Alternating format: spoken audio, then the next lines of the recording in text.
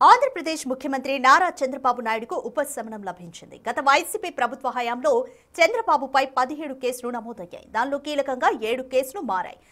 Skill scam, ఇసుకలో అక్రమాలు, మద్యం అక్రమాలు, అంగళ్లలో రాళ్ల దాడి, హత్యాయత్నం కేసు, ఫైబర్ గ్రిడ్, అమరావతిలో ఇన్నర్ రింగ్ రోడ్లో అక్రమాలపైన కేసులు నమోదయ్యాయి.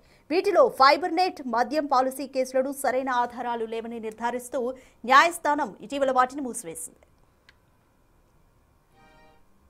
ఫైబర్ నెట్ కేసులో ఎలాంటి అక్రమాలు జరగలేదని, సంస్థకు ఆర్థిక నష్టం వాటిల్లలేదని సిఐడి దర్యాప్తులో తేలింది.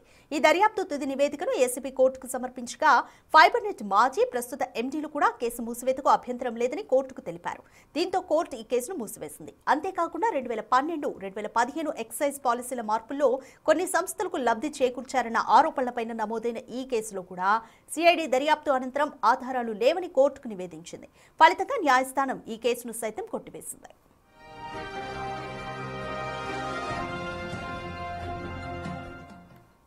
మోర్ డీటెయిల్స్ మా ప్రతినిధి శివ అందిస్తారు. శివ, చంద్రబాబు నాయుడు పైన నమోదైన 17 కేసుల్లో కూడా కొన్ని కేసులకు ఉపశమనం లభించింది, కొన్ని కేసులను కొట్టివేశారు. Complete details.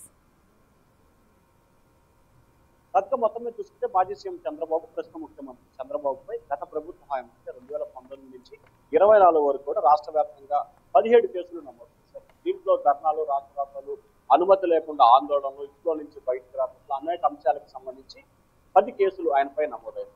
ఇక స్కిల్ డెవలప్మెంట్ కేసుకు సంబంధించి ఒకటి, ఇసుక, మద్యానికి సంబంధించి వేరువేరుగా కేసులు, ఫైబర్ గీడు, లిక్కర్ స్కాము, అలాగే అంగళ్లకు సంబంధించి హత్యా ప్రయత్నం కేసు, రాళ్లదాడి కేసు 2 కేసులు, మొత్తం 7 కేసులకు సంబంధించి కూడా సీఎం చంద్రబాబుపై నమోదయ్యాయి. అలాగే దీంట్లో ప్రధానమైన కేసు అమరావతి ఇన్నర్ రింగ్ రోడ్డుకు సంబంధించి తన అనుమాయులకు లబ్ధి చేకూర్చే విధంగా వ్యవహరించారనేది మరొకటి.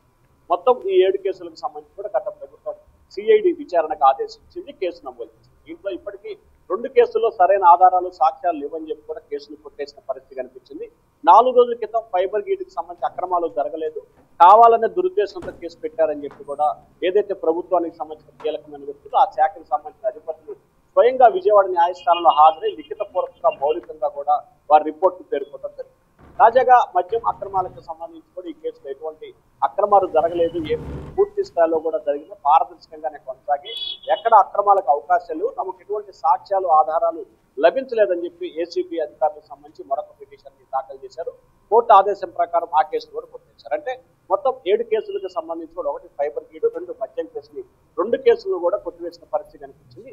ఇక అంగళ్లకు సంబంధించిన 2 కేసులు, అమరావతి అలైన్మెంట్, స్కిల్ డెవలప్మెంట్ కేసుకు సంబంధించితో పాటుగా మిగిలిన కేసులు అంటే ఈ 5 కేసులకు సంబంధించి మాత్రమే ప్రస్తుతం ఉన్నాయి. ఈ 5 కేసులకు సంబంధించి కూడా ఇప్పటికే హైదరాబాద్ కు సంబంధించి కూడా విచారణ కొనసాగుతా ఉంది. అమరావతి న్యాయస్థానానికి సంబంధించి అమరావతి ఇన్నర్ రింగ్ రోడ్డు భూములకు సంబంధించి ఈ కేసులు కొట్టివేయాలని చెప్పి 2021లోనే అప్పటి ప్రతిపక్ష నేత మాజీ మంత్రి నారాయణ కోర్టులో పిటిషన్ వేశారు.